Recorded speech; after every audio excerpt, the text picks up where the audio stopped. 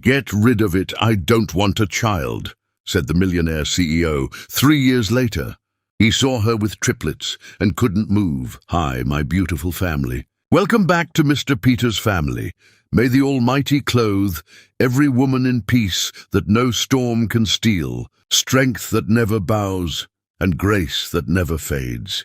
May your hands never grow weary of doing good, and may every scar become proof of the battles you've conquered. You are the dawn after a long night, the prayer that never gives up, and the love that never runs dry.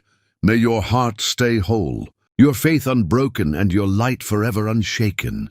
My precious family, remember, your courage is someone else's miracle. A like is a prayer whispered. A comment is a bond renewed in faith. This is mission 1,000 likes for every woman who rose after being broken, who smiled through pain, who still believes in love.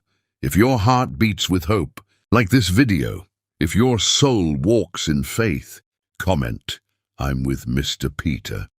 The check landed on the glass table between them like a death sentence.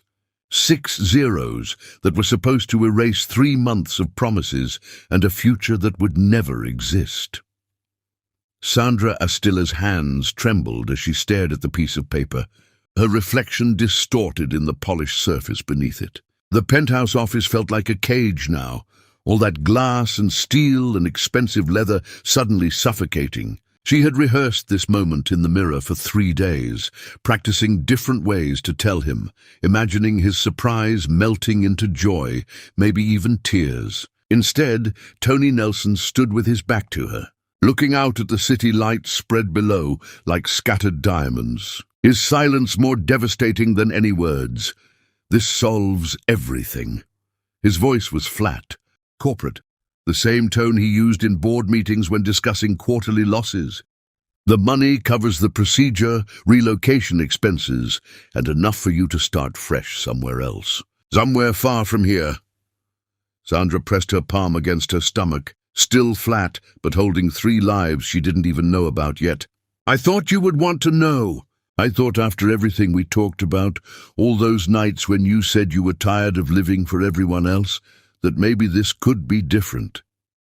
Tony turned then, and his face was a stranger's face. Gone was the man who traced her jawline in the darkness and whispered about escape, about freedom, about building something real. This was the heir to Nelson Industries, the son who had been groomed since childhood to value legacy over love, profit over people. You thought wrong. He moved to his desk, straightening papers that didn't need straightening, his movements precise and controlled. "I have responsibilities, Sandra. My father's health is failing. The merger with Ashford Banking depends on my engagement to Vivian. The board expects stability, not scandal." "Scandal," Sandra repeated the word like it tasted of poison. "That's what this is to you. That's what I am. Don't make this emotional." Tony's jaw tightened. "We were always clear about what this was. I never promised you anything permanent." The lie hung in the air between them, so obvious that Sandra almost laughed. She remembered every promise, every whispered confession, every moment he pretended to be someone capable of choosing love over duty. For 8 months she had believed the performance, had mistaken his temporary rebellion for permanent transformation. "You told me you loved me." Her voice cracked on the word, hating herself for the weakness. 2 weeks ago in that hotel room, you said you couldn't imagine your life without me. I said what you needed to hear. Tony's words were surgical, designed to cut clean. "You're beautiful, Sandra. You made me feel alive for a while. But this was never going to end any other way. I'm marrying Vivian in 6 months. The contracts are signed. The announcements are scheduled. This child would complicate everything. This child." Sandra stood, her legs barely supporting her weight. "You keep saying this like it's an object, a problem to be managed. There's a heartbeat inside me, Tony. There's life. There's a complication." He picked up the check, holding it out to her like a business transaction. "Take the money. End this before it becomes something neither of us can handle. You're young, Sandra. You have your whole life ahead of you. Don't throw it away on a mistake. The cruelty of his dismissal finally penetrated through her shock, igniting something fierce in her chest. Sandra looked at this man she had loved, really looked at him, and saw the truth she had been avoiding. He had never been hers. He had never been real. Everything between them had been borrowed time, stolen moments, a fantasy she had confused with reality. "I'm not doing this for you." She left the check on the table, her voice steady now. "Whatever happens next, it's my choice, my life, my future." Tony's expression flickered, something almost like regret crossing his features before the mask settled back into place. "You have 2 days to reconsider. After that, I'll have my lawyers contact you with a formal agreement. Take the help, Sandra. Don't make this harder than it needs to be. The only thing hard here is understanding how I ever thought you were capable of loving anyone." Sandra grabbed her purse, her movements deliberate despite the chaos screaming inside her skull. "You're going to regret this, Tony. Not because I'll make you pay, but because one day you'll wake up and realize you traded everything real for a life that was always a lie. Get out." His voice was cold now, all pretense of civility abandoned. "Get out before I call security." Sandra walked to the elevator on legs that felt disconnected from her body, her heels clicking against marble floors that had once seemed magical, back when she was foolish enough to believe fairy tales. The doors closed on Tony's silhouette, still standing at that window, still choosing the city over her, still proving that some men were raised to destroy rather than build. The lobby was empty at this hour, just the night security guard who nodded at her politely, unaware that her entire world had just shattered 40 stories above his head. Sandra pushed through the revolving doors into the night air, rain beginning to fall in sheets, soaking through her coat before she had taken 3 steps. She walked for blocks, maybe miles, barely aware of direction or destination, her mind replaying every moment, every lie, every promise that had been calculated manipulation. The pregnancy test in her purse felt like it weighed 1,000 pounds. This tiny piece of plastic that had revealed not just new life, but the truth about the man she had loved.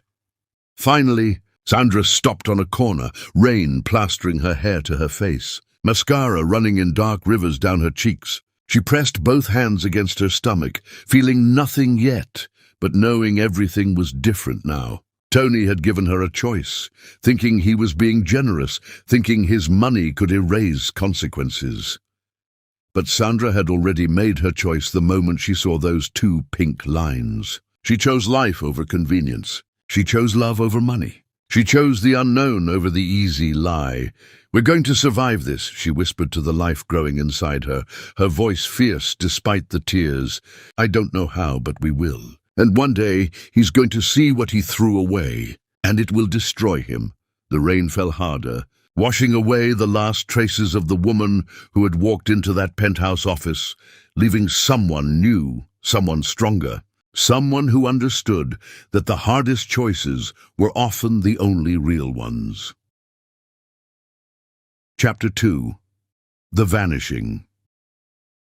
Sandra disappeared the way smoke disappears, gradually and then all at once, leaving behind everything that connected her to Tony Nelson's world.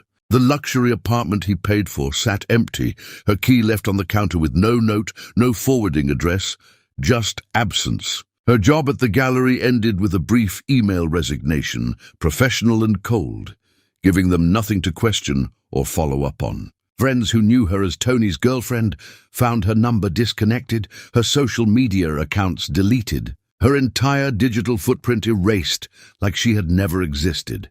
The bus ride to her aunt's house took 8 hours, winding through landscapes that transformed from urban sprawl to rural beauty, each mile putting distance between her and the life that had imploded. Sandra pressed her forehead against the window, watching towns blur past, feeling like she was shedding a skin, becoming someone new out of necessity. Her phone buzzed repeatedly during the first hour, Tony's name flashing across the screen until she finally turned it off and dropped it into a trash can at a rest stop. Whatever he wanted to say now whatever excuses or threats or final payments he wanted to offer. She didn't want to hear them. Rosalind's house appeared exactly as Sandra remembered from childhood visits. A small cottage 3 blocks from the ocean, weathered blue paint, and a garden that grew wild with herbs and flowers. Her aunt stood on the porch before Sandra even knocked, as if some instinct had warned her that family was coming home broken and in need of shelter. "Child, get in here before you collapse." Rosalind pulled Sandra inside, her hands strong and warm, smelling like the lavender she grew in clay pots. "You look like death warmed over." Sandra meant to explain, to find words that would make sense of the catastrophe, but instead she crumbled, her body folding into her aunt's arms, sobs tearing through her chest like they would split her open. Rosalind held her through it, making soft humming sounds, the same sounds she had made when Sandra was small and her father left, and the world first taught her that men could abandon the people they claimed to love.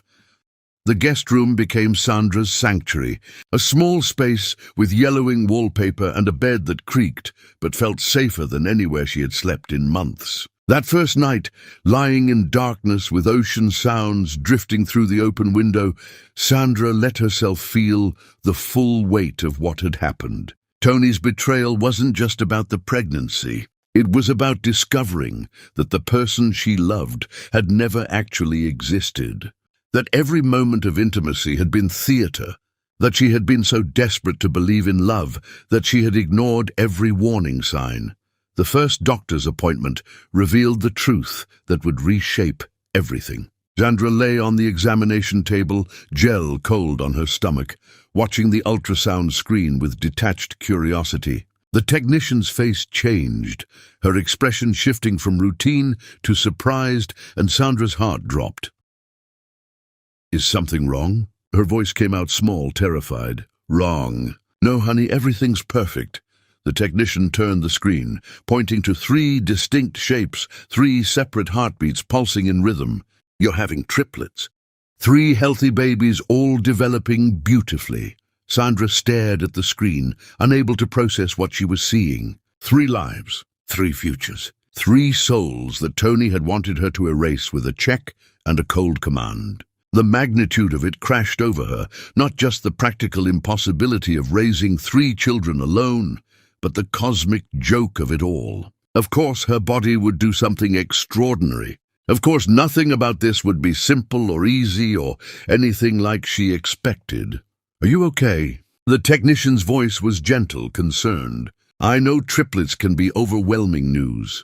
"I'm okay," Sandra heard herself say, though she had no idea if it was true. "I'm going to be okay."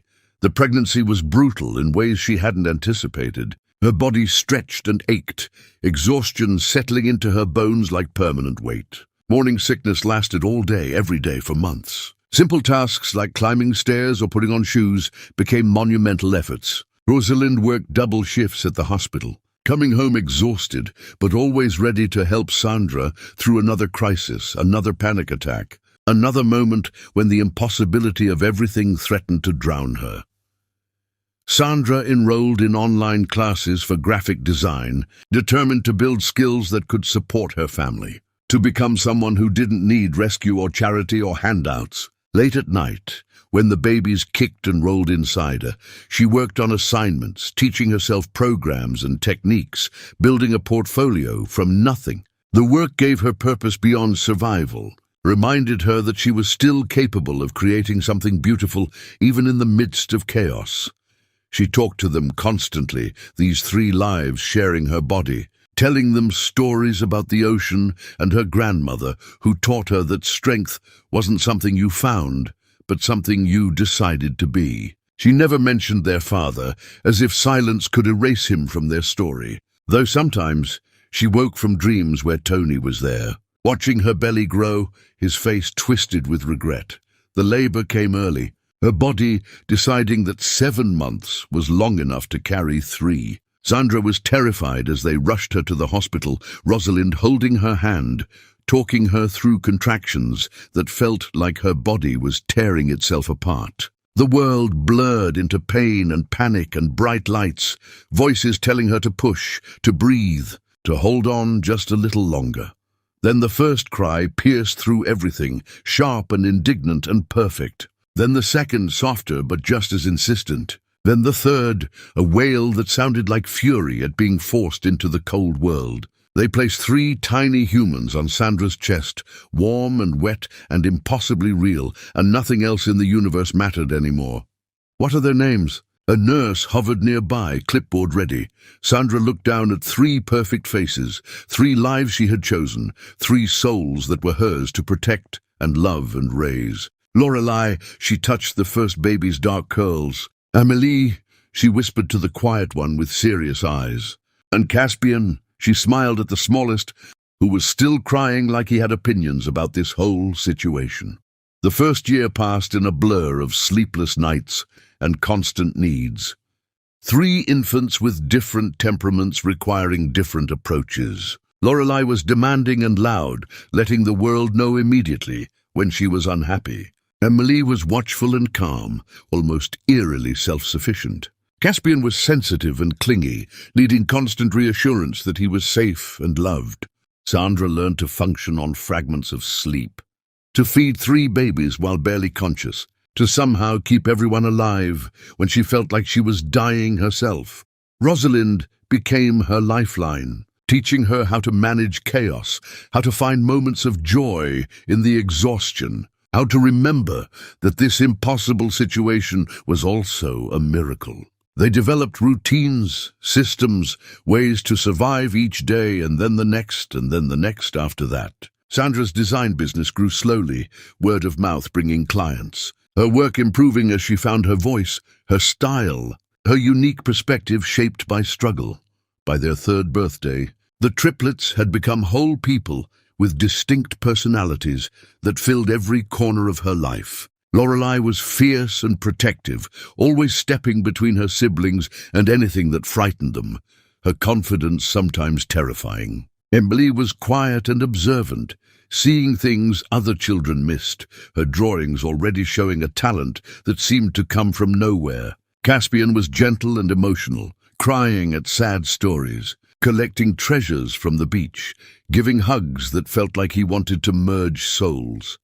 Sandra had built a life from destruction, had survived what should have destroyed her, had created beauty from betrayal. She rarely thought about Tony anymore, had trained herself to stop wondering if he ever regretted his choice, if he ever thought about what he had thrown away. The anger had cooled into something else, not forgiveness, but absence. An empty space where he used to live in her thoughts. Then the email arrived, an invitation to a major design conference in the city she had fled, an opportunity that could transform her small business into something real and sustainable. Sandra stared at the screen, her cursor hovering over the delete button, knowing that going back meant facing ghosts, risking the peace she had fought so hard to build.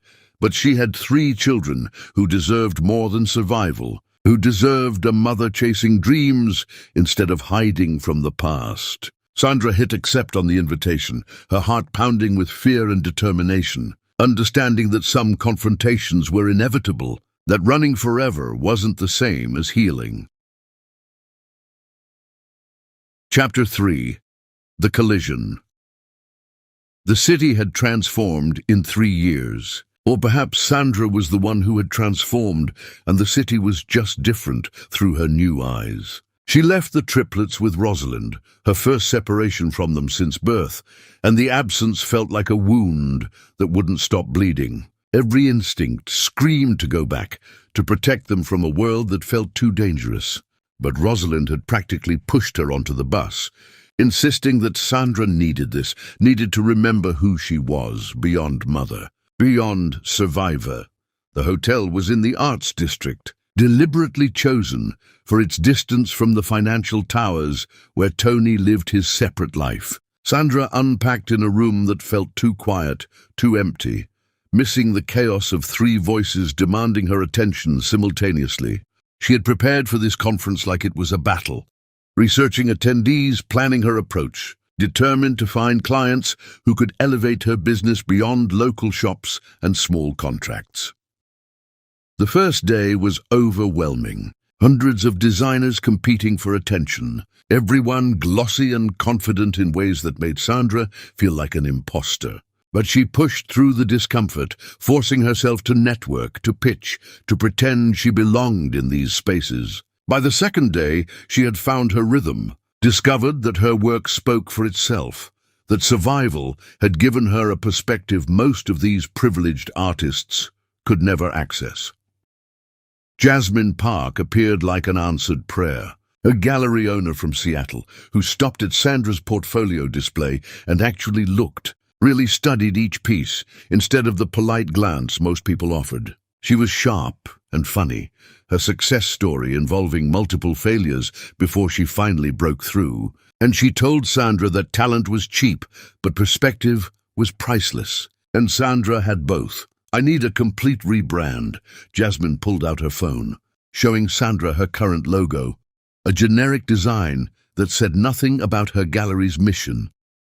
"I want something that captures resilience, beauty emerging from struggle, art as survival." "Can you do that?" Sandra's heart raced, recognizing the opportunity, the door opening. "I can do that." They talked for hours, the conversation evolving from business to personal, Jasmine sharing her own story of building something from nothing, of refusing to let failure define her. By the time they parted, Sandra had a contract that would pay more than she had earned in the entire previous year. Validation that she was actually good at this, that she could build a career and not just survive. Walking back to her hotel that evening, Sandra felt something shift inside her, a recognition that she had not just survived, but was beginning to thrive. The street was crowded with people heading to restaurants and bars, the city alive with possibility. And she was so lost in thought that she didn't notice the commotion ahead until she was almost through it. Cameras flashed, security guards created a perimeter, and then she heard his voice, that familiar cadence that still occasionally haunted her dreams. Tony Nelson stood outside an upscale restaurant, surrounded by men in expensive suits, their laughter sharp and exclusive, celebrating something that probably involved millions of dollars and decisions that affected thousands of lives.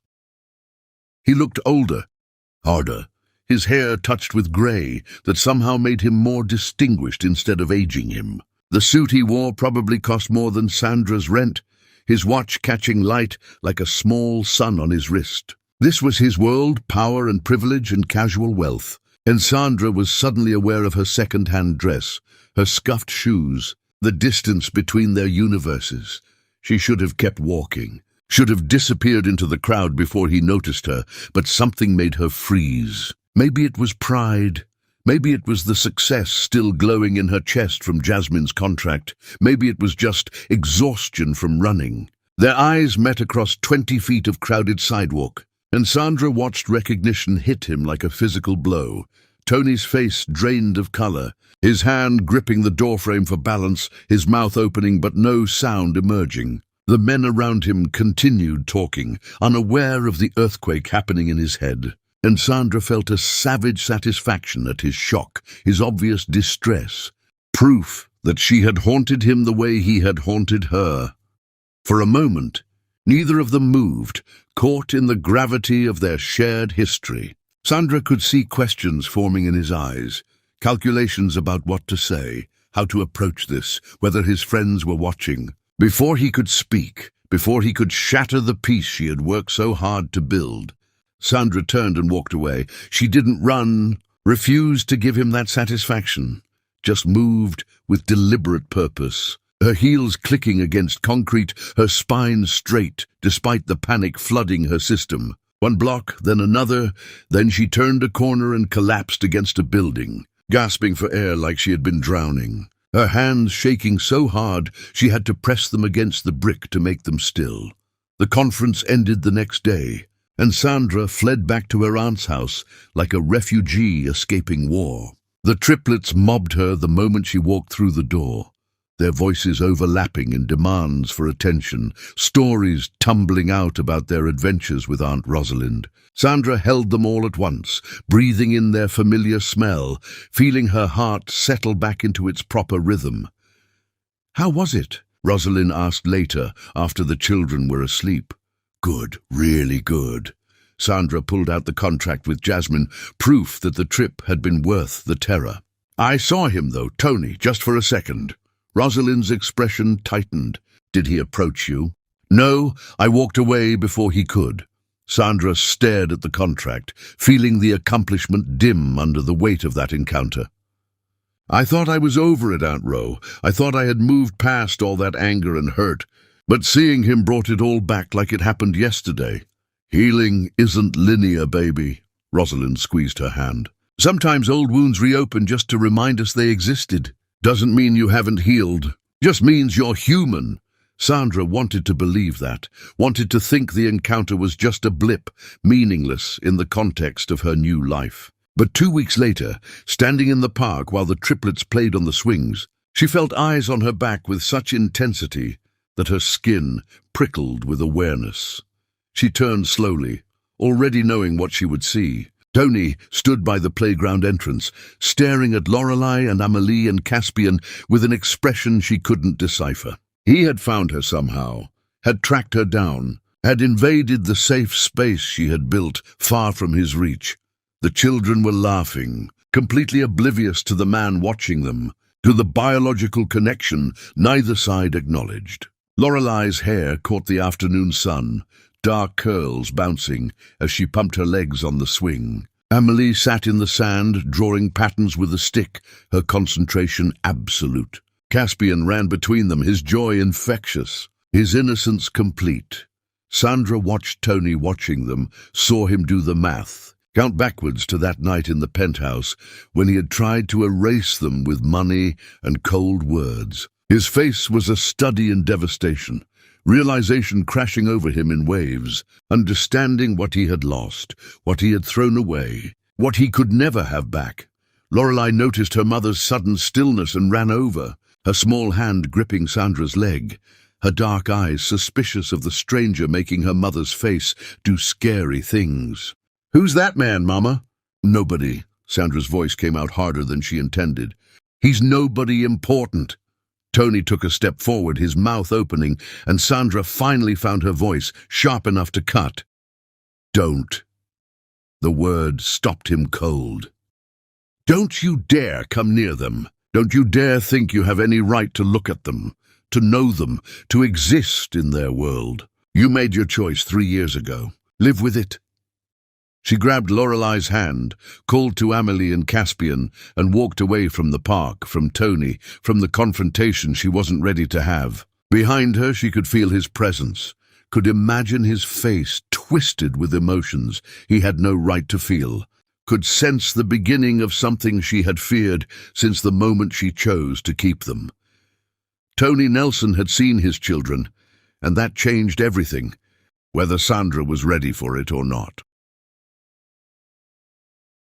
Chapter 4. The Unraveling. Tony Nelson sat in his office long after everyone else had gone home. The city lights below him blurring through tears he refused to acknowledge. The photographs spread across his desk should not exist, should never have been taken, but he had needed to know, needed visual confirmation of what he suspected the moment he saw Sandra in that crowd. 3 children, triplets, 2 girls and a boy. Their faces a perfect blend of Sandra's beauty and his own features. Undeniable proof that his attempt to erase them had failed spectacularly. Lorelei with his mother's determined chin. Amelie with his brother's artistic intensity. Caspian with the gentle smile Tony had lost somewhere between childhood and corporate warfare. The private investigator's report was thorough, clinical in its detail. Sandra Astilla, living with her aunt in a coastal town, running a small design business, raising 3 children alone on an income that barely covered necessities. No child support, no father listed on the birth certificates, no connection to the Nelson name except the DNA coursing through 3 small bodies that Tony had tried to wish out of existence. His marriage to Vivian Ashford had been exactly what was promised. A merger of fortunes wrapped in the pretense of romance. They maintained separate bedrooms, separate lives, coming together only for public appearances and business discussions. Vivienne focused on her art curation career, hosting charity events that enhanced their social standing, while Tony buried himself in work, expanding Nelson Industries across international markets, earning his father's grudging approval. They had no children, would never have children. An agreement made before the wedding that Tony had accepted with relief. Vivian had no interest in motherhood. Her ambitions centered on building her own legacy, and Tony had convinced himself he was equally disinterested. Except now he knew that 3 children existed in the world, his children, growing up without him, and the emptiness he had always attributed to success suddenly had a name. The guilt was suffocating, not just for what he did to Sandra, but for what he had stolen from himself. 3 years of birthdays and first words and milestones he could never recover. 3 lives that didn't know his name, didn't know they had a father who lay awake at night staring at their photographs like a man possessed. His father would have told him to forget it, to let sleeping disasters lie, to protect the family name from scandal. But his father's opinion had been losing power over Tony's decisions for months now, ever since he realized that chasing legacy had cost him everything authentic in his life. The empire felt hollow, the success meaningless, every achievement tainted by the knowledge that he had sacrificed real love for corporate approval. Tony hired a lawyer, then fired her when she started talking about custody battles and parental rights, strategies that would destroy Sandra and traumatize the children he supposedly wanted to know. He tried to talk himself out of this obsession, to convince himself that showing up now would only cause damage, that he had forfeited every right when he told Sandra to get rid of it. But the voice in his head, insisting he deserved to know his children, was louder than reason, louder than conscience, louder than the warning signs flashing that this was about his needs and not their well-being. Tony couldn't see past his own sudden desire for fatherhood, couldn't examine why 3 years of indifference had transformed into desperate need, couldn't question whether disrupting their peace was cruel or just selfish.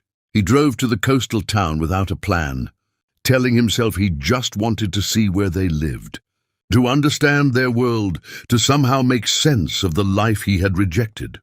Sandra's rental house was small and weathered, a bicycle with training wheels on the porch, children's drawings taped to the windows, evidence of life and love and everything he had traded for cold success. Tony watched from his car as Sandra herded the triplets into a van, their voices loud and chaotic, her face tired but content in ways he had never achieved. She looked different, stronger, more herself than she had been during their relationship. Back then, she had been soft and eager to please, molding herself to fit his world. Now she moved with authority, completely comfortable in her role. A woman who had survived his betrayal and built something beautiful from the wreckage. He followed them to the park, staying at a distance, watching the children play with an intensity that probably looked disturbing. Lorelei was fearless on the swings, pushing herself higher than seemed safe, her laughter carrying across the playground. Emily sat apart, focused on her sand drawings, creating patterns that showed artistic talent beyond her age. Caspian bounced between his sisters, needing connection, seeking approval, his sensitivity obvious even from a distance. When Sandra's eyes met his across the playground, Tony felt the full weight of his choices crash down. The hatred in her face was pure and justified, and underneath it was fear, terror that he was there to take something else from her, to steal the children she had raised alone. Tony wanted to explain that he just wanted to know them, to be part of their lives, to somehow undo the devastation he had caused. But her command to stay away was absolute, her rejection complete. He stood there after they left, frozen in the spot where he had first seen his children up close, understanding that DNA didn't grant rights, that biology didn't erase abandonment, that he had destroyed any claim to fatherhood when he chose his empire over their existence. But Tony was his father's son in the worst ways, trained to fight for what he wanted, regardless of whether he deserved it. The voice telling him to walk away, to leave them in peace, to accept that some mistakes couldn't be fixed, was drowned out by possessiveness and entitlement, and the arrogant belief that wanting something badly enough made it his. He called the lawyer back, asked about his options, his rights, his strategies for inserting himself into their lives. She warned him about optics, about judges who favored primary caregivers, about how his wealth might work against him in custody disputes. Tony listened but didn't hear, already planning his approach, already deciding that gradual infiltration would work better than legal warfare. That night, lying in his separate bedroom while Vivian slept in hers, Tony made a decision that would shatter multiple lives. He would win his children back, would prove he could be a father, would earn a place in their world, even if Sandra hated him for it. The fact that this was about filling the void in his own life rather than serving their needs never occurred to him. Or if it did, he pushed the thought away as inconvenient truth. Tony Nelson had seen what he was missing, and he had never been taught how to let go of things he wanted, even things that had never been his to claim. Chapter 5. The Invasion. Tony began appearing everywhere Sandra went. A ghost that wouldn't stay buried, a presence that infected her safe spaces with anxiety and rage. At the grocery store, he materialized in the produce section, offering to reach items on high shelves when her arms were full of children and groceries. At the beach, he built sandcastles near where Caspian played, his expensive clothes ridiculous against the sand, his awkwardness with children painfully obvious. This is harassment. Sandra confronted him after the third incident, her voice low so the children wouldn't hear. "You're stalking us, Tony. Leave us alone or I'll call the police." "I'm in a public place." His response was calm, practiced, probably vetted by lawyers. "I'm not threatening you. I'm not approaching the children without permission. I'm just existing in the same town." "Why?" Sandra demanded, her control fracturing. "Why now? Why show up after 3 years of silence and think you have any right to disrupt our lives?" Tony's face cracked, genuine emotion breaking through the corporate mask. "Because I made the worst mistake of my life. Because I see them, and I see everything I threw away. Because I want to know my children, Sandra. I want a chance to be their father." "You're not their father." The words came out vicious, designed to wound. "You're a sperm donor who tried to pay me to abort them. Biology doesn't make you a parent. Showing up doesn't erase 3 years of abandonment." "I know that." Tony's hands clenched at his sides. "I know I have no rights here. I know I destroyed any claim when I gave you that check. But I'm asking for grace, Sandra. I'm asking for a chance to prove I'm different than the man who hurt you." Sandra wanted to laugh at his audacity, his assumption that he could show up and demand forgiveness, that his regret somehow entitled him to access. "You don't get to decide when you're ready to be a father. Tony, you don't get to discard them when they're inconvenient, and then claim them when you're having some midlife crisis about meaning and legacy." "It's not about legacy." Tony stepped closer, and Sandra instinctively moved back. "It's about them. About seeing Lorelai's determination, Amelie's talent, Caspian's kindness, and knowing that I helped create something beautiful. And I walked away from it. Let me prove I can be what they need. Let me try." The sincerity in his voice was almost convincing, almost enough to crack her defenses. But Sandra had survived by trusting her instincts, and every instinct screamed that letting Tony into their lives would end in disaster. "No." She gathered Lorelai and Amelie, called for Caspian. "Stay away from us, Tony. Go back to your wife, your company, your perfect life. We don't need you." But he kept coming back, kept showing up, kept pushing against her boundaries with the relentless determination of someone who had never been told no and actually accepted it. He brought expensive toys that the children were too young to appreciate, offered to pay for things Sandra explicitly refused. talked about opportunities his money could provide while completely missing that they didn't need his wealth. They needed stability. Rosalind watched this campaign with troubled eyes, seeing both Tony's desperation and Sandra's rigid fury, wondering if stubbornness was serving anyone or just satisfying the need for revenge. "He's trying, Sandra. I'm not saying forgive him. I'm not saying trust him. But maybe let him prove himself before you cut him off completely. He'll leave again." Sandra's voice was flat, certain. "He'll realize how hard this actually is, how boring and exhausting and thankless parenting can be, and he'll go back to his empire and his important meetings. I'm protecting them from that disappointment. Or you're punishing him by using them as weapons." Rosalind's words were gentle but sharp. "I see what he did to you, baby. I see the damage. But those children deserve to know their father if he's genuinely trying to be present." Sandra wanted to argue, but doubt had started creeping in. Small questions about whether her protection was actually fear, whether keeping Tony away served her children or just satisfied her need for control. The breaking point came suddenly, violently, on a day that started normally and became a nightmare. Emily spiked a fever that climbed so fast, Sandra barely had time to panic before they were rushing to the emergency room. The child's small body burned like she was on fire, her eyes unfocused, her breathing shallow, and Sandra drove with Lorelei and Caspian screaming in the back seat, terror making her hands shake on the wheel. Tony was there, had apparently been following them to the park, and he saw their frantic departure and followed. Sandra wanted to tell him to leave, to stay out of this crisis. But Amelie was being rushed inside, and Lorelei and Caspian were dissolving into panic, and she couldn't manage everything at once. "Let me help." Tony's voice was steady, calm in the chaos. "Bah, let me take care of them while you focus on Amelie." Sandra should have refused, should have handled it alone the way she had handled everything for 3 years. But she was terrified and exhausted, and her daughter's life might be in danger. So she nodded.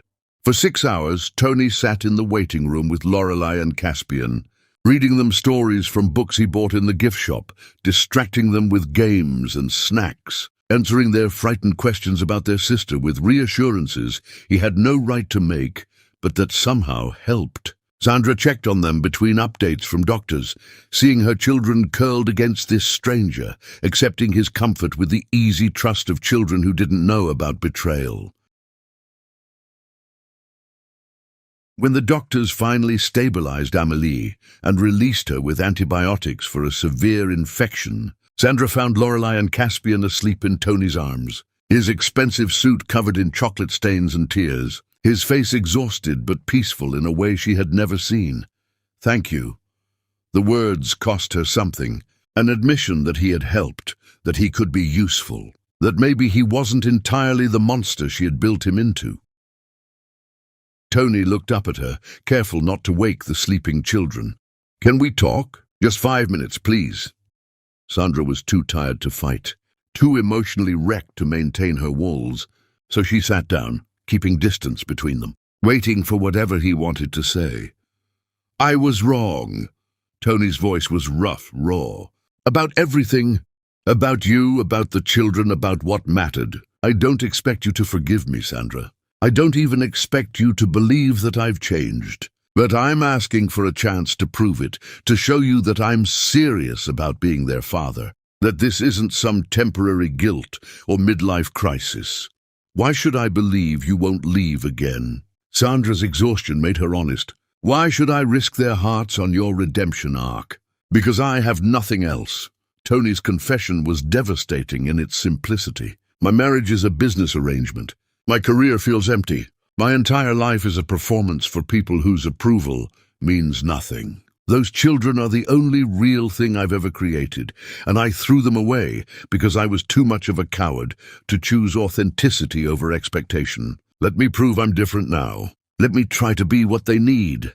Sandra looked at him, really looked, and saw something she hadn't expected. Genuine regret, yes, but underneath it was transformation, the kind that comes from facing who you were and hating what you see.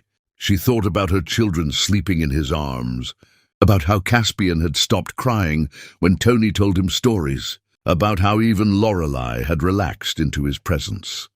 Supervised visits, the words came out before she fully decided. Twice a week at my house with me present. You follow my rules completely. You don't make promises you can't keep. You don't bring expensive gifts. You don't talk about your money or what you can provide. You just show up, be present, and we'll see if you can actually do this. Tony's face transformed, hope lighting features that had been carved with grief. I won't let you down. You already have. Sandra's voice was hard, protecting herself from the vulnerability of this choice. This is about them, not you. The moment you prove me right about you being temporary, you're gone forever. Understand? I understand. Sandra didn't believe him, didn't trust him, but she was too tired to fight anymore, too aware that maybe keeping them apart was serving her anger more than their well-being. She had made her choice, opened a door she couldn't easily close, and now she would have to live with whatever came next, whether it was healing or just a new way to break. Chapter 6. The Cracks.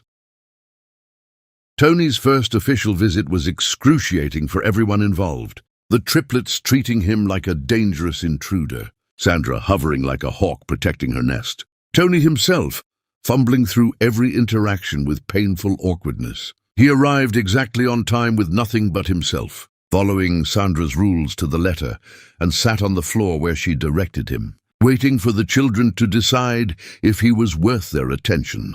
Lorelei approached first, her boldness masking suspicion, standing directly in front of him with her hands on her hips. Mama says you want to know us. Why didn't you want to know us before?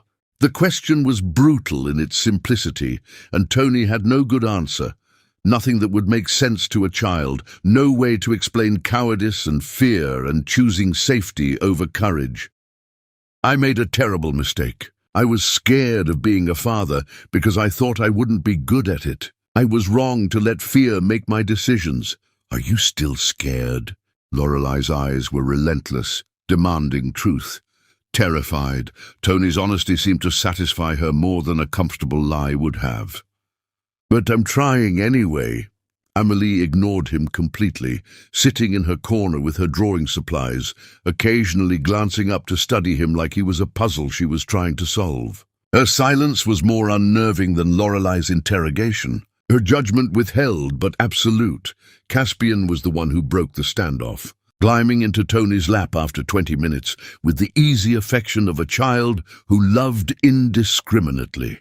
Do you want to see my dinosaurs? They have names and stories and everything. Tony felt something crack open in his chest as Caspian settled against him, small and warm and trusting in ways Tony didn't deserve. The child launched into complicated explanations about his toy collection, assigning elaborate mythologies to plastic figures, and Tony listened with an intensity that had nothing to do with dinosaurs and everything to do with drinking in every detail of this person he had helped create.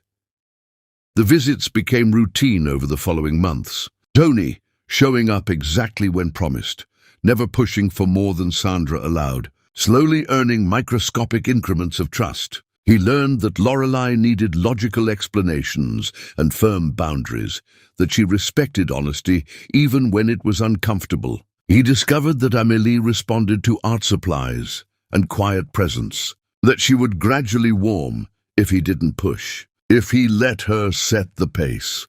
Caspian was the easiest and the hardest, eager for connection, but also sensitive enough to pick up on every tension between the adults. His joy dimming when Sandra and Tony exchanged sharp words or loaded silences. Tony started bringing sketch paper for Amelie, chapter books for Lorelei, patience for Caspian, learning their languages slowly and imperfectly. He made constant mistakes, panicking when they cried, not understanding why a broken cracker could cause a meltdown, struggling with the chaos and noise and irrational demands of small humans. Sandra watched him fail repeatedly, waiting for him to give up, to realize this was too hard. But he kept coming back, kept trying, kept asking how to do better.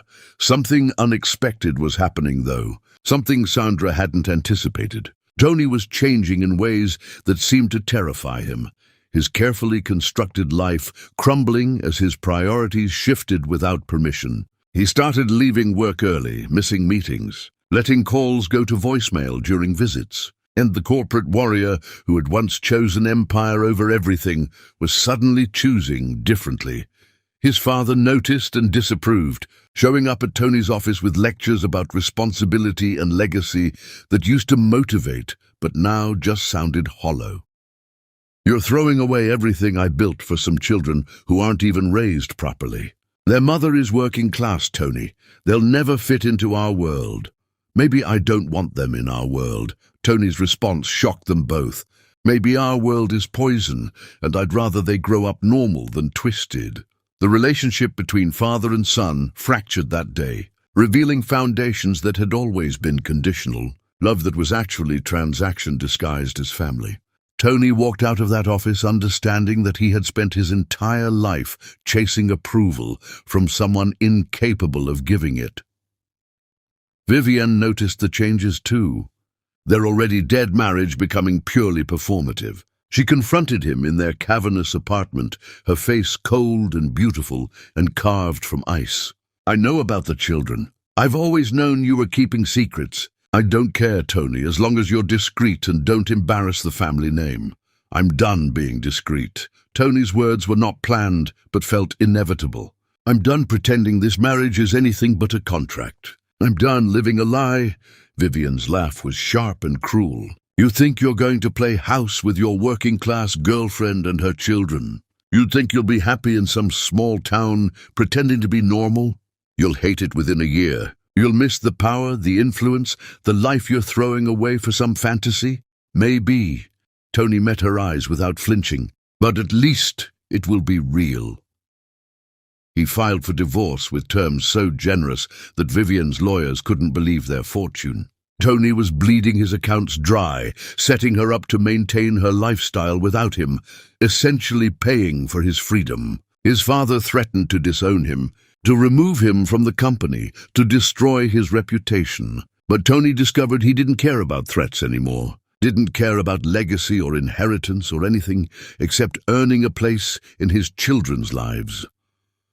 Sandra watched these upheavals with deep suspicion, certain this was temporary insanity, convinced Tony would wake up one day and regret burning down his life for children he barely knew. Her aunt kept telling her to give him credit, to acknowledge that destroying your entire existence proved commitment. But Sandra had been betrayed too thoroughly to believe in transformation. Then Vivienne showed up at Sandra's door, elegant and furious and crackling with malice. "I know what you're doing, seducing my husband with your children, playing on his guilt to trap him into playing father. It's pathetic and it's going to stop." Sandra stood in her doorway, deliberately not inviting this woman inside, recognizing the threat immediately. "Tony made his own choices. I never asked him to come back. I never wanted him in our lives." "I don't believe you." Vivienne's eyes were cold, calculating. "Women like you see men like Tony and see dollar signs, opportunity, a way out of your little poverty existence. But let me be very clear. If you continue this arrangement, if you keep allowing him to play house with your children, I will make your life a nightmare. I have resources you can't imagine, connections that will bury you, and I will paint you as a gold digger who trapped a married man. Get off my property." Sandra's voice was steady despite the rage shaking her bones. "Whatever issues you have are with Tony, not with me. I didn't destroy your marriage. He did that himself." Vivienne left with a final warning, and Sandra stood there shaking, understanding that she had been naive to think they could exist outside Tony's toxic world, that his sphere of influence extended further than she had imagined. When Tony arrived for his next scheduled visit, Sandra met him outside, not letting him in, her face hard with decision. "This needs to stop. Your wife was here making threats. Your father probably hates us. Your whole world is falling apart because you suddenly decided you want to be a father. I can't do this, Tony. I can't be responsible for destroying your life." "You're not destroying anything." Tony's face was desperate, frightened. I'm finally building something real. Let me prove it, Sandra. Let me show you this isn't temporary. No, the word was final, absolute. Go back to your wife, work things out with your father, save your company. The children are getting attached, and when you inevitably leave, it will devastate them. I'm protecting them from that pain. I'm not leaving. Tony's voice cracked. I'm divorcing Vivian. I've stepped back from the company. I'm moving here permanently. I'm doing everything you said I wouldn't do, everything that proves I'm serious. You're having a breakdown. Sandra's words were cruel, but necessary. You're going to regret this, Tony. You're going to wake up one day and resent me for letting you throw your life away. I won't do that to you or to my children. This was a mistake. We're done. She walked inside and closed the door, leaving Tony standing on her porch, understanding that she had made her decision, that her walls were back up and reinforced, that saving them from future pain meant causing present pain. And maybe she was right, but it didn't make it hurt any less. Chapter 7. The Rupture. Tony refused to accept Sandra's decision, showing up at her house every day despite explicit instructions to stay away, leaving notes when she wouldn't answer the door, calling from different numbers when she blocked his phone. His desperation was suffocating, his inability to accept rejection proving exactly what Sandra feared about entitled men who had never been told no. You're harassing us. Sandra finally confronted him on her porch, fury overriding fear. Leave, Tony. Leave us alone, or I'm filing for a restraining order. I'll fight you in court then. Tony's mask finally slipped, revealing the ruthless corporate warrior underneath the Reformed Father Act. I have rights, Sandra. I'm their biological father. I can demand paternity tests, force custody arrangements, make your life hell through legal channels you can't afford to fight. There it is. Sandra's laugh was bitter, vindicated. The real Tony Nelson, threatening to use his wealth and power to take what he wants because he's never learned how to accept losing. This is why I said no, Tony, because I knew the mask would fall eventually. Tony's face crumbled, horror replacing anger. I didn't mean that. I'm just terrified of losing them, of losing this chance. Please, Sandra. I'll do anything. You can't buy your way into our lives. Sandra's voice was ice. You can't threaten your way in either. You had 3 months to prove you were different, and at the first real obstacle, you showed me exactly who you are. We're done. Stay away from my children. She went inside and locked the door, listening to him pound and plead and finally leave, his car engine fading into distance. Sandra slid down the wall, exhausted and vindicated and heartbroken all at once. Knowing she had been right not to trust him, knowing she had saved her children from future devastation, hating how much it hurt anyway. The children sensed the shift immediately, asking where Mr. Tony was, why he didn't visit anymore, if they had done something to make him leave. Sandra tried to explain that sometimes adults made things complicated, that it wasn't their fault, that they were loved and safe, but her explanations felt hollow even to herself. Lorelei became aggressive at preschool, pushing other children when they got too close, testing every boundary with violent determination. Emily stopped drawing for a week, just sat in her corner staring at nothing, her silence more terrifying than any tantrum. Caspian cried every night, calling for Mr. Tony with a desperation that shattered Sandra's heart into smaller and smaller pieces. You're hurting them to punish him. Rosalind didn't hide her disappointment. I watched him, Sandra. I saw genuine change. I saw a man facing his demons and trying to be better. You cut him off at the first sign of weakness instead of letting him prove he could recover from mistakes. He threatened to take them from me. Sandra's voice was hollow. He showed his true colors. I was protecting them. You were protecting yourself. Rosalind's words were gentle but devastating. From the possibility that he might be real, that you might have to forgive him, that your anger has been the shield keeping you safe, and without it, you'd have to risk getting hurt again. Sandra wanted to argue but couldn't find words, just sat with her aunt's accusation, wondering if stubbornness and self-protection had become indistinguishable, if her walls were keeping danger out or just keeping love locked inside with nowhere to go. Tony was destroying his life with methodical precision, burning every bridge, severing every tie to his old existence. The divorce from Vivian finalized with shocking speed, her lawyers thrilled by the settlement that left her wealthy and free. His father showed up at his apartment with final ultimatums, demanding Tony end this madness and return to his responsibilities. But Tony told him to leave and never come back, understanding that some relationships were poison disguised as family. He bought a small house 3 blocks from Sandra's rental, sold most of his possessions, started a consulting business that gave him flexibility and independence, but nothing like his previous wealth or power. His former colleagues whispered about his breakdown, his friends stopped calling. His entire social circle evaporated like morning fog when he stepped outside the protection of his family name.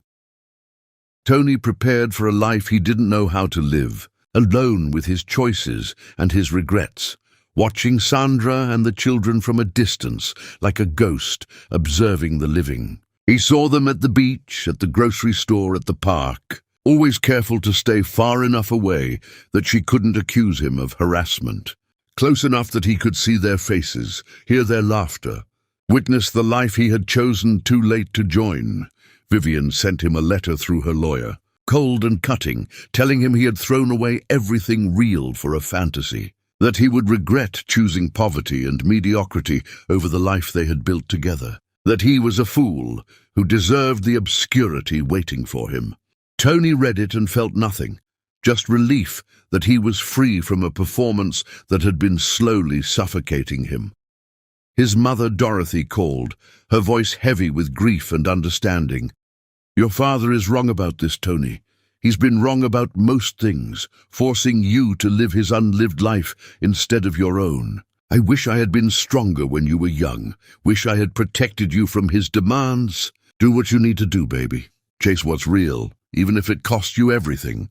Her blessing meant everything and nothing, validation coming too late to undo decades of damage. Tony understood that he was fundamentally broken, that his father's conditioning had warped him into someone who valued appearance over substance, who chose comfort over courage, who destroyed love because admitting he wanted it felt like weakness.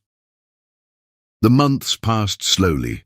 Painfully, Tony existing in his small house, doing his consulting work, watching his children grow from a distance, while their mother rebuilt the walls he had briefly breached. He wrote letters to Lorelei, Amelie, and Caspian that he never sent, apologies and explanations and love confessions that would sit in a drawer until they were old enough to maybe understand. He had given up everything for a chance at redemption, had burned his entire life down for the possibility of earning forgiveness. And Sandra had rejected him anyway, had proven that some betrayals were too deep to heal, that wanting to change wasn't the same as deserving absolution. Late one night, unable to sleep, Tony walked to the beach where he had played with Caspian months ago, sitting in the sand and staring at an ocean that offered no answers. He was so lost in grief that he didn't notice Sandra approaching until she was there, sitting beside him with enough distance that they weren't touching, both of them existing in silence while waves crashed and retreated, nature's demonstration that some things were inevitable cycles. "I'm leaving." Tony's voice was rough, defeated. "Moving back to the city. Not because I'm giving up, but because staying here is hurting you, trapping you in the past, preventing you from moving forward. I've set up trust funds for all 3 children. I've signed papers giving you full custody with no interference from me. I've written them letters explaining everything, apologizing for everything, hoping they'll understand one day that my absence is love, not abandonment." Sandra listened to this goodbye and felt something unexpected crack inside her chest. Not relief, but grief. The satisfaction she thought she would feel at his departure, replaced by a loss she didn't want to examine. "Why are you really leaving?" "Because I love them too much to keep hurting them. Tony's confession was raw and honest. Because every time Caspian cries for me, every time Lorelei asks why I left, every time Amelie's drawings get darker, I'm reminded that I'm causing damage just by existing in their orbit. You were right about me, Sandra. I'm not capable of being what they need. Walking away is the only decent thing I can do. Sandra looked at him, really looked, seeing exhaustion and devastation and genuine transformation carved into features that used to be arrogant and cold. She thought about her children asking for him, about how their joy had increased when he was present, about the difference between protecting them from disappointment and teaching them that people could change, that second chances weren't always naive, that forgiveness required courage. Stay.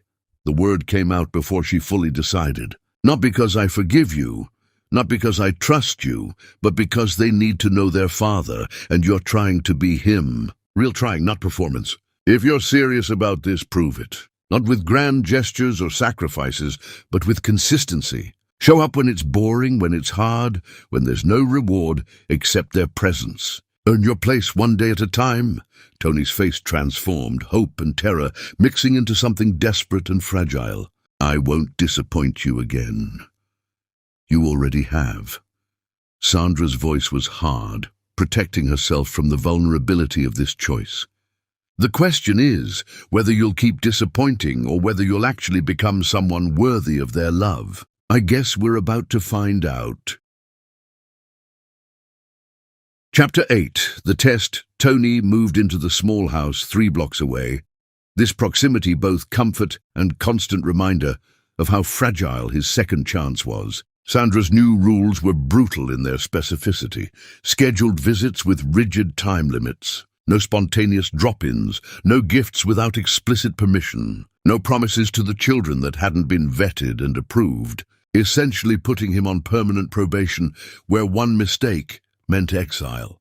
He accepted every condition without argument, understanding that trust had to be measured in millimeters, earned through relentless consistency rather than dramatic gestures. The triplets' reaction to his return was complicated in ways that broke his heart. Lorelei was suspicious and withholding, making him work for every smile, every conversation, every acknowledgement that he existed.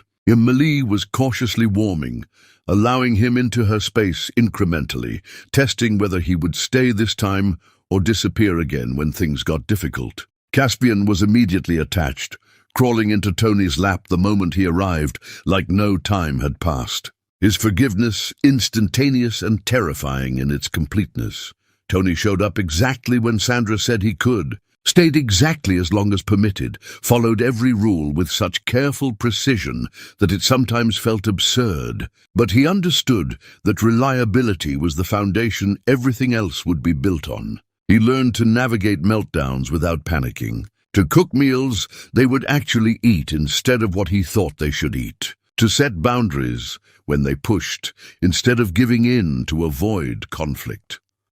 He was terrible at first, bribing them with sugar when he should have been firm, saying yes to everything because he was terrified of them hating him, making mistakes that Sandra corrected with sharp words and barely concealed frustration. But he learned from every failure, asked questions without defensiveness, accepted criticism as the price of admission.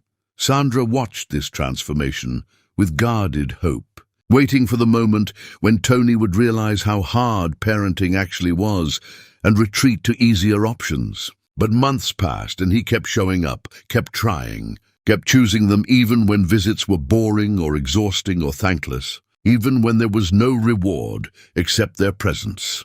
Rosalind became Tony's unexpected ally, teaching him recipes the children loved, explaining their personalities in ways that helped him understand their needs, giving him wisdom about patience and persistence that his own parents had never offered. The house 3 blocks away slowly transformed into a second home for the triplets, filled with their drawings and toys and evidence of existence. Tony's formerly pristine space becoming beautifully chaotic.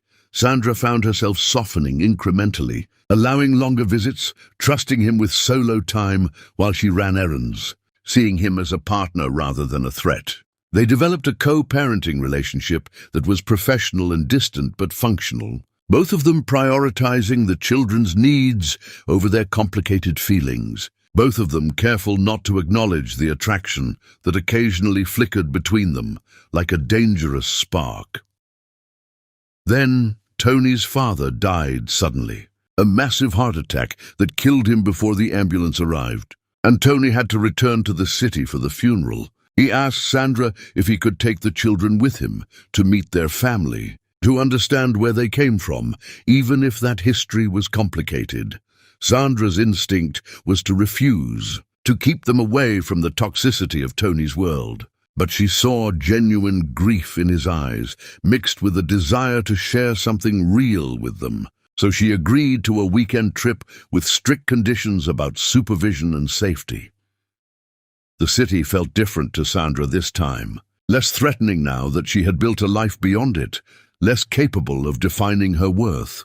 Tony's family home was exactly what she expected, massive and cold and full of expensive things that weren't meant to be touched. Museum perfect and utterly lifeless. Dorothy was a revelation, though, a woman who had spent her life in her husband's shadow but emerged after his death with surprising warmth and strength. She looked at the triplets with immediate love, her eyes filling with tears as she knelt to their level, touching their faces like she was confirming they were real. "I've been waiting to meet you." Dorothy's voice was soft, full of wonder. "I've been hoping my son would do the right thing, and here you are. Here you finally are." She had prepared rooms for them, filled with age-appropriate toys and books, evidence that she had been planning for this moment, hoping for this chance. Sandra watched this elegant white woman embrace her children without hesitation or judgment, recognizing that not all of Tony's family was poison, that some branches had survived the toxic soil. The funeral was difficult, Tony facing family members who whispered about his divorce and his children, their judgment obvious even when they tried to hide it. But Dorothy stood beside him with fierce pride, introduced the triplets as her grandchildren without qualification or apology, her defiance making clear that anyone who had a problem could leave. Sandra saw Tony in the context of his family's damage and understood things she hadn't before, how his father's cruelty had shaped him, how his mother's weakness had failed to protect him, how he had been trained from birth to value appearance over authenticity. The knowledge didn't erase his betrayal, but added context, complicated the narrative she had been telling herself about his character. On the last night, after the children were asleep in their temporary rooms, Tony and Sandra sat in the library where he had once offered her money to erase their existence. The symmetry wasn't lost on either of them, this full-circle moment heavy with meaning and unspoken emotions. "My father died hating me." Tony's voice was hollow. His last words were about how I had destroyed his legacy, thrown away everything he built for children who would never be accepted in his world. He died angry that I chose love over duty. "I'm sorry." Sandra meant it, recognizing that complicated grief was still grief, that losing a parent you had a difficult relationship with carried its own specific pain. "I'm not." Tony's confession was quiet but certain. "His death released me from the last chain, the final obligation. I'm finally free to just be myself, whoever that is." Sandra looked at him, seeing exhaustion and relief, and something that might have been peace, understanding that transformation was possible even for people raised in toxicity, that choosing to be different than your parents was its own form of courage. "You've done well with them." The admission cost her something. "The children love you, Tony, not as an idea or because of what you can provide, but because you show up, because you're present, because you're trying to be what they need." "I'm trying to be what you taught me they needed." Tony met her eyes. "You're an incredible mother, Sandra. You saved them when I tried to destroy them. You built a life for them when I offered you nothing. Everything good in them comes from you." The moment stretched between them, loaded with things neither was ready to say, both of them aware that something was shifting, that whatever this co-parenting arrangement had become was evolving into something more complicated and dangerous. Tony leaned forward, his intention clear, giving Sandra time to pull away, to stop this before it started. She should have retreated, should have maintained her boundaries, should have remembered that mixing passion with their fragile partnership could destroy everything. Instead, she kissed him, fierce and desperate and full of 3 years of rage and grief and unwanted longing. Tony responded with equal intensity, his hands in her hair, their bodies remembering what their minds had tried to forget. Passion and pain so tangled they were indistinguishable. Sandra pulled away first, gasping, horrified at herself, understanding that she had just complicated everything irreparably. This was a mistake. "I know."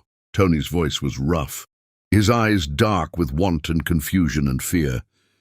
They sat in silence, both terrified of what had just happened, both knowing that crossing this line changed everything, neither ready to examine what it meant or where it led, the weight of their choices pressing down like physical force. Chapter 9. The Becoming. The kiss in the library became the earthquake neither of them acknowledged but both felt constantly, shifting the ground beneath their carefully constructed co-parenting arrangement. Sandra retreated immediately after returning home, imposing distance again, terrified that her body's memory of loving him would override her brain's memory of betrayal, that physical desire would trick her into vulnerability. Tony respected her space, but started writing letters, old-fashioned handwritten pages that arrived daily, not asking for anything but just sharing thoughts, progress, fears, gratitude. He wrote about therapy sessions where he was unpacking his father's damage, about realizing he had been running from intimacy his entire life because vulnerability felt like weakness, about understanding that Sandra and the children represented everything real he had been conditioned to fear. Sandra read these letters late at night after the triplets were asleep, recognizing vulnerability and authenticity she had never seen in him before, watching through his words as he did the difficult work of actually changing instead of just performing change. Her walls began to crack incrementally, small fissures that let in light and possibility and terrifying hope. Dorothy became an unexpected presence in their lives, visiting monthly, showering the triplets with attention while respecting Sandra's authority, teaching them about their heritage and the responsibility that came with privilege. She apologized repeatedly for not protecting Tony from his father, for failing to give him the childhood he deserved, for standing by while he was molded into someone incapable of authentic connection. I was weak when it mattered. Dorothy's confession was heavy with regret. I let my husband destroy our son's capacity for love because I was too afraid to stand up to him. I can't undo that damage, but I can try to be present for my grandchildren, to give them what I failed to give Tony. Sandra found herself warming to this woman who had every reason to reject them, but instead embraced them with fierce devotion, who defied her own social circle to claim these mixed-race grandchildren as family, who proved that transformation was possible even for people raised in privilege and prejudice. Months passed with agonizing slowness. Each day, another test of whether Tony would maintain his consistency or revert to old patterns. He showed up for every scheduled visit, never missed a commitment, never made excuses when things got difficult. He learned to braid Lorelei's hair after weeks of YouTube tutorials, figured out how to soothe Amélie's anxiety without words, became Caspian's safe place when the world felt too big and scary. Lorelei started calling him Daddy 8 months after his return, not because anyone pushed her, but because she decided he had earned it. Her approval, the hardest one and most meaningful. The first time she used the word, Tony's face crumbled, tears streaming down his cheeks, his gratitude and disbelief so raw that Sandra had to look away from the intimacy of it. Amélie created a family portrait that included everyone, Sandra and Tony and all 3 children, and Aunt Rosalind and Grandmother Dorothy, a vision of family that existed in her imagination, but was slowly becoming real. She gave it to Tony during a visit, watching his face carefully to gauge his reaction. And when he hung it on his refrigerator with reverence, treating it like precious art, she smiled for the first time in his presence. Caspian told everyone at preschool about his daddy, who was lost but came back. A simple child's narrative that somehow captured the complexity better than any adult explanation. Teachers mentioned it to Sandra with concern, making sure she was safe, that this wasn't a dangerous situation. And Sandra found herself defending Tony, explaining that he was genuinely present, genuinely trying, genuinely transformed. Sandra watched her children fall in love with their father and felt her own resistance crumbling, understanding that forgiveness wasn't a single decision, but a series of choices, a daily practice of releasing resentment and choosing connection. Tony proved himself through consistency rather than grand gestures, showing up for doctor's appointments and preschool events and midnight crises, becoming the kind of father Sandra had once dreamed he could be, but never expected to actually see. One evening, after a particularly chaotic dinner where Amélie spilled juice everywhere, Caspian had a meltdown about bedtime routines, and Lorelei declared she hated everything. Tony helped Sandra clean the kitchen in comfortable silence. They worked around each other with practiced ease, their movements synchronized from months of shared parenting. And Sandra realized this felt like partnership, like family, like something she had given up believing was possible. "Thank you for giving me this chance." Tony's voice was quiet, careful not to break the moment's peace. "Thank you for believing I could change, even when I didn't believe it myself." Sandra looked at him. This man who had broken her and rebuilt himself, who had chosen them over everything else, who had learned that love was sacrifice and presence, and showing up even when it was boring and thankless. "You earned it, Tony. You're earning it every day." The kiss happened gradually this time, not explosive passion, but tender connection, both of them moving toward each other with intention and fear and hope. Tony cupped her face like she was something precious, his touch gentle and questioning, and Sandra leaned into it, accepting what she had been fighting for months. "I love you." Tony's confession was simple, no qualifications or conditions. "I never stopped loving you, Sandra. I was just too broken to know how to love you the right way. Let me try again. Let me show you I can be what you deserve." Sandra wanted to protect herself, to remind him of betrayal, to keep walls up for safety, but she was exhausted from fighting, tired of letting fear make her decisions. "If we do this, it's forever, Tony. No running when it gets hard, no choosing career over family, no going back to being the man who threw us away. Forever or nothing." Forever, Tony's promise was absolute. "I'll spend the rest of my life proving I mean it." They kissed again, deeper this time, 3 years of longing and rage and grief and hope tangled together. Both of them understanding they were choosing something terrifying and beautiful. Both of them ready to risk everything for the possibility of being whole. The proposal came months later, not in a restaurant or public spectacle, but in Sandra's kitchen after another chaotic dinner. Tony getting on his knee among the mess and chaos, holding a ring that was beautiful but not ostentatious. "Marry me." Not because the children need it, not because it makes sense practically, but because I love you, because you're my home, because I want to spend my life earning your trust and your love. Sandra looked at this man who had destroyed her and rebuilt himself, who had chosen them over empire, who had learned that love was work and sacrifice and showing up every single day. Yes. The wedding was small and intimate, just family and close friends on the beach where everything had begun to heal. Dorothy cried throughout the ceremony. Rosalind beamed with pride. The triplets served as chaotic wedding party members who stole every moment and made everything perfect in their imperfection. Tony adopted all 3 children legally, making official what had become true through time and effort and relentless consistency. Lorelei Nelson, Amélie Nelson, Caspian Nelson, 3 children born from betrayal who became proof that transformation was possible, that forgiveness could heal wounds that should have been fatal.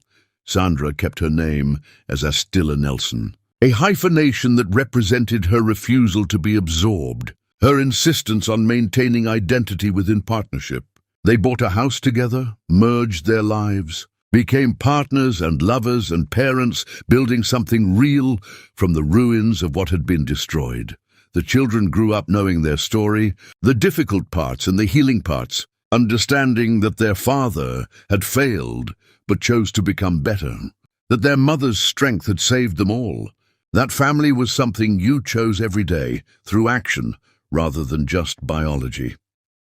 Years later, Sandra would look at her family and remember that check on the glass table, those 6 zeros that were supposed to erase them, and feel gratitude for her younger self who chose courage, who believed 3 heartbeats were worth fighting for when the world said they weren't. Chapter 10. The Proof. The ocean stretched endlessly before them, waves catching afternoon sun and transforming water into liquid gold that seemed to pour straight from the sky. Sandra stood with Tony's arm around her waist, watching their 5-year-old triplets play in the surf with fearless joy, their laughter carrying on salt-tinged wind that smelled of freedom and second chances.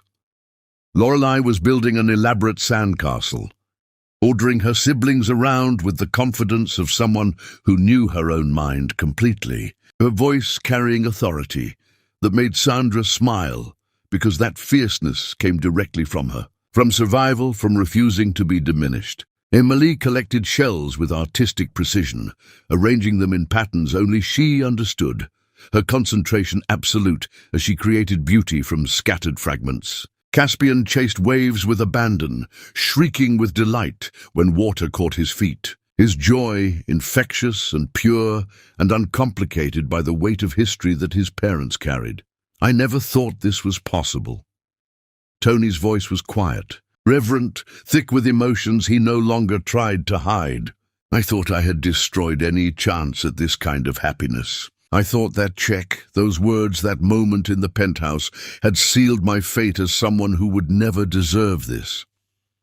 Sandra leaned into him, comfortable in his presence in ways she never imagined feeling again after that night when her world shattered. You almost did. You came within a breath of losing everything that mattered. If you had pushed one day longer, if you had made one more threat, if you had shown up with lawyers instead of humility, we wouldn't be here.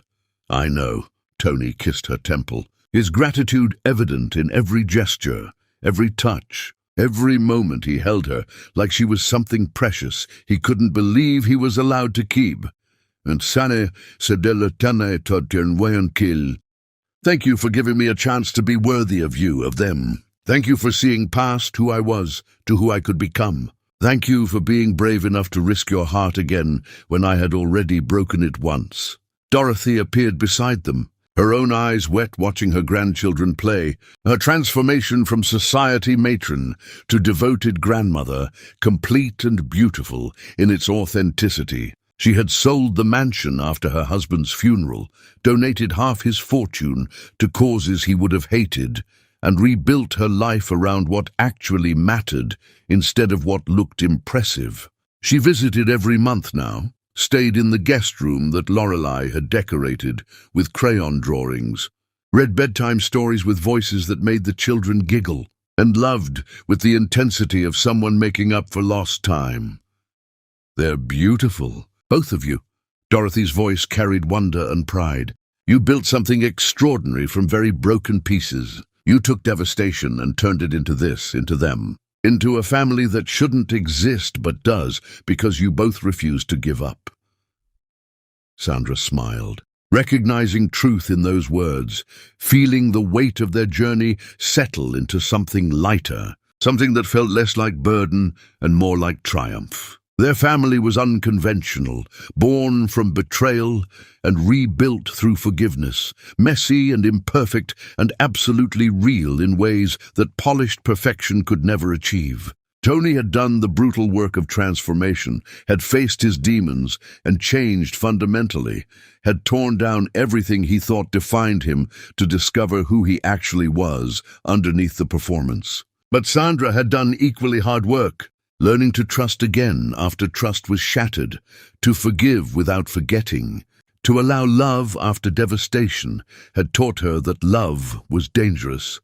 Rosalind joined them, her presence solid and comforting, carrying the beach bag filled with towels and snacks and all the practical things that made family outings possible. She had been their anchor through every storm, the one who held them together when they were falling apart, who believed in second chances when Sandra wanted to build walls forever. She caught Sandra's eye and smiled, that knowing smile that said she had always known this was how the story would end, that love was more powerful than hurt when people were willing to do the work. Caspian ran toward them suddenly, dripping wet and covered in sand, launching himself into Tony's arms with complete confidence that he would be caught, that his father would always be there to catch him. Tony held him close, pressing kisses to wet curls, his love uncomplicated and absolute, his gratitude for this trust evident in the way his hands trembled slightly as he held his son. Lorelei followed, demanding attention with the imperious tone of someone who knew she was adored, wanting her parents to see her architectural achievement, to witness her creation. Emily came last, clutching shells she wanted to show her mother, her quiet voice describing the patterns she saw, the stories each shell contained, the universe she found in small, beautiful things. Sandra gathered them all close, her heart full enough to hurt, understanding that this moment was what she had fought for during those desperate early days when she didn't know how she would survive, what she had chosen when she walked away from Tony's check, what she had built through exhaustion and determination and refusal to let his rejection define their worth.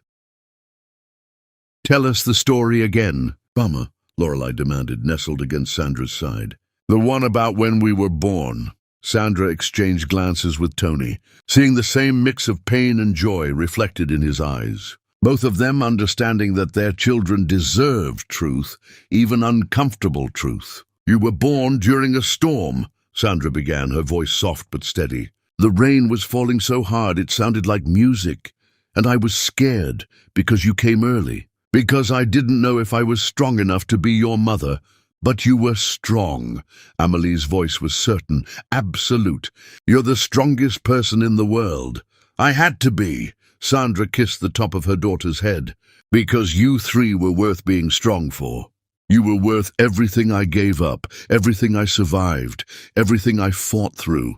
You were worth choosing when the world said I should choose differently."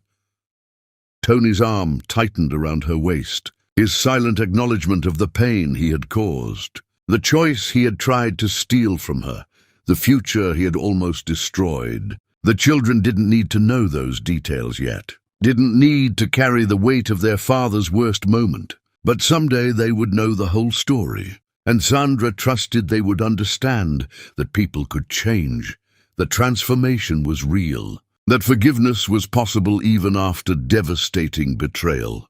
"I love you," Tony whispered it like prayer. Like promise, like the most important truth he had ever spoken. "All of you, completely, forever, with everything I am and everything I'm still becoming." Sandra looked at him, this man who had been her greatest pain and was now her deepest joy, who had destroyed her, and then spent years rebuilding both of them with patience and humility and relentless consistency. She saw the grey threading through his hair, the lines around his eyes from laughing with their children, the softness in his expression that came from finally living authentically instead of performing for audiences who didn't matter. He was beautiful in his imperfection, in his hard-won transformation, in his daily choice to be present even when presence was difficult. "We love you too." Sandra's voice was steady, certain, carrying none of the hesitation that used to color every interaction. "Forever and always, through whatever comes next, through every challenge and every joy. We're a family, Tony, not because biology made us one, but because we chose each other, because we built this through blood and tears and refusing to give up on what mattered." The sun began setting, painting the sky in colors that defied description, deep purples bleeding into oranges and pinks and golds that looked like the universe was celebrating with them. Sandra understood in her bones that this wasn't a fairy tale ending, but a real beginning.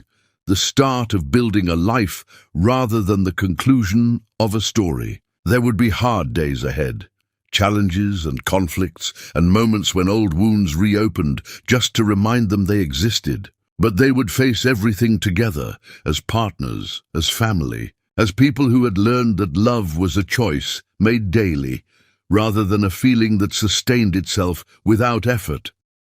The triplets ran back to the water, their voices blending with waves, their joy uncomplicated and perfect, and everything Sandra had fought to give them. She followed, pulling Tony with her, Rosalind and Dorothy joining them. All of them walking into the surf together, their laughter rising above the sound of waves, their family expanding to hold everyone who chose love over judgment, presence over perfection.